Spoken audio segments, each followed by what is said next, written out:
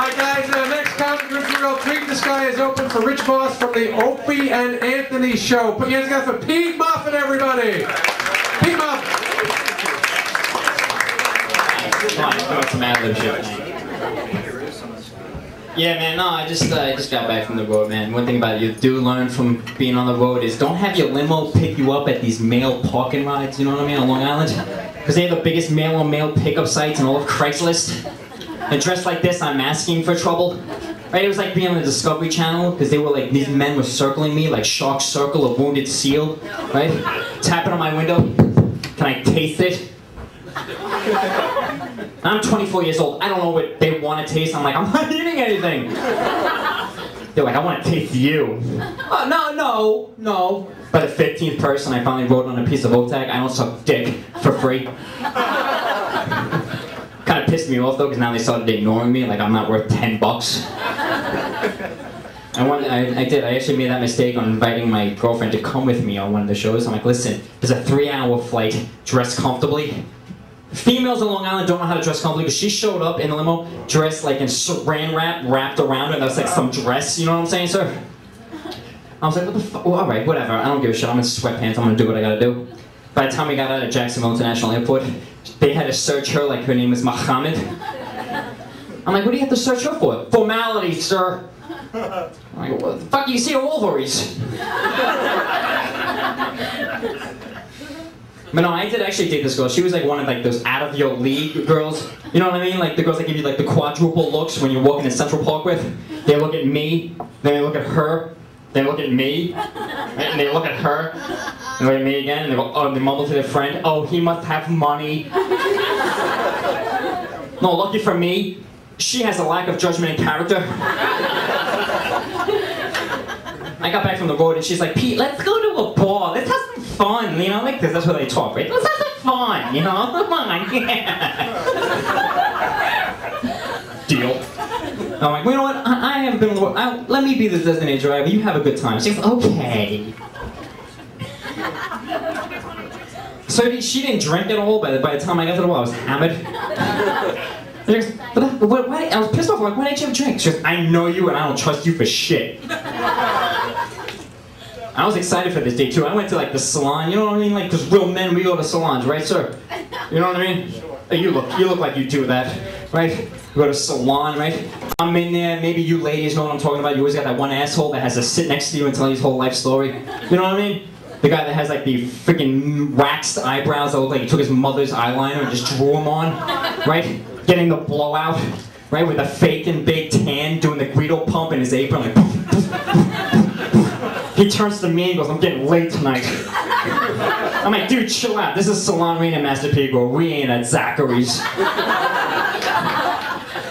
And right, he didn't know the fact that I told him to shut the fuck up. I tried to be really nice about it, right? But he just kept on going, yapping in my ear. I'm like, dude! I finally realized, though, like quickly, because I'm quick, right? I'm like, I know how to get him away. I turned to my stylist, like, make me delicious! Which totally shut him up, but backfired, because that person, that overly zealous guy in the corner, right, that sat me, sticks up his head like a meerkat, going, I knew it! Okay. And at that moment, I got a freaking phone call from my mother, I go, hey Pete, your father might think you're gay because of your clothes. I'm like, Mom, relax, I want to get married. She goes, well, you ain't wearing my dress. So yeah, like I was a designated driver with her. We went to Long Beach. I don't know if you freaking Guido pump, fist pumping guys, you know what I'm talking about, right? They go to Long Beach, right? You got a freaking club named after a state and a town. Minnesota's, you know what I'm talking about? There's gotta be a few of you people out here. So I'm sitting there and she's like, I am driving. Like that, right? Because that's what you ladies do, that. And if you're hammered, right? You know what I'm talking about, right? So you get a hammered girl come up to you, and she's like, hey, I think you're hot. I was like, thank you. Because I like when girls come up to me hammered going, you're hot. I was like, you are really funny too, Jeff. I'm like, no, my name is Pete. She goes, shh. Because that's what hammered people do. They go, shh. And they have to put it across your lips, right? I'm like, whoa, all right. And she goes, and that's when I take them home. So I'm like hanging out with her, right? And we're like having a good time at this bar, and she decides, because she wasn't gonna drink, because she finally has that judgment of like that substandard, right? She's dating me, so we can't give her a good judgment, right? She's like, I'm driving. Okay. So we're driving, we're coming over, there's one of these like main roads, and we actually got pulled over from a cop. You would have never thought, right? So we get pulled over, and the cop's like, yeah, you know why I pulled you over? She goes, I don't know, DWI, driving with this idiot. Yes, he was sticking half of his body outside the passenger's side of the door, screaming Summer of '69 by Bryan Adams. Like, Summer of '69! Oh, woo! You ladies! That's when the lights came on to get pulled over, you know what I mean? And she looks at me and she goes, don't say a word. Bullshit. Because I smell alcohol and it looks like you have a lack of judgment and character, so I'm gonna have to give you a breathalyzer.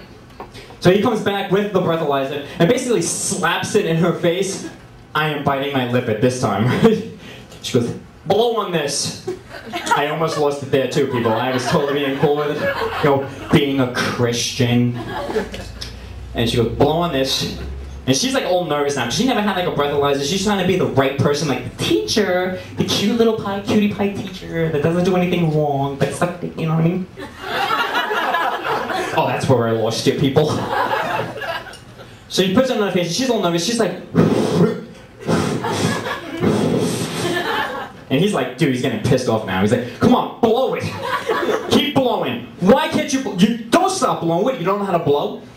Now I lost it there, people, you know what I mean? I bend over. I've been telling her that for 2 months. Why don't you put your hand to the back of her head and talk dirty to her? She likes that. Slap her face with the breathalyzer. Maybe she'll motorboat your finger and we can get on. So yeah, I'm single right now. It's by choice. Because I had like a major cock block, basically a police officer. Yeah, it was by choice though. Hers. And I slept on my futon that night too, by the way. But I was at my parents' house. It was just past a beautiful weekend. We had a lot of nice weekends. And one thing I did learn, being 24, apparently my metabolism won the lottery. Because now I have A-cup titties. Right?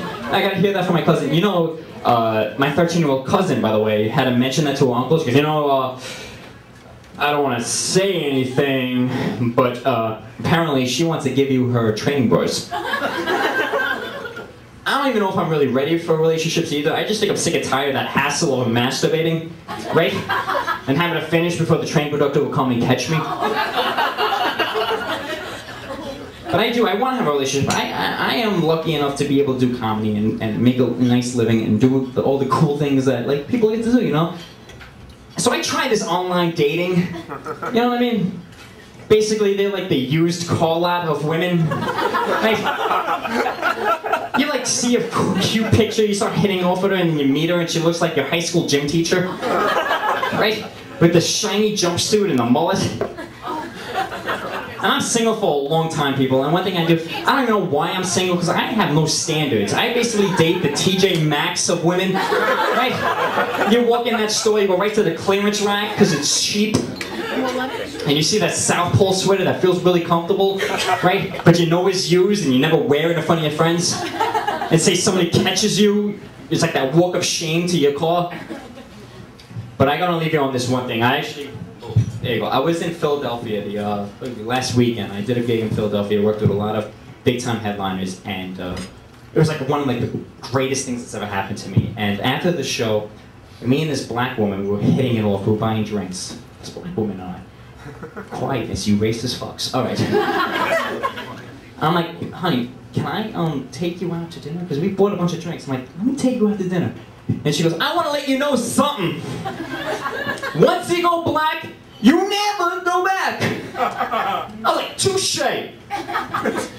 But everything tastes better on a cracker. Thank you guys so much. My name is Peter Moffat. It was a pleasure doing this audition tape with you guys. Thank you so much. Here we go, Pete Moffat. Well,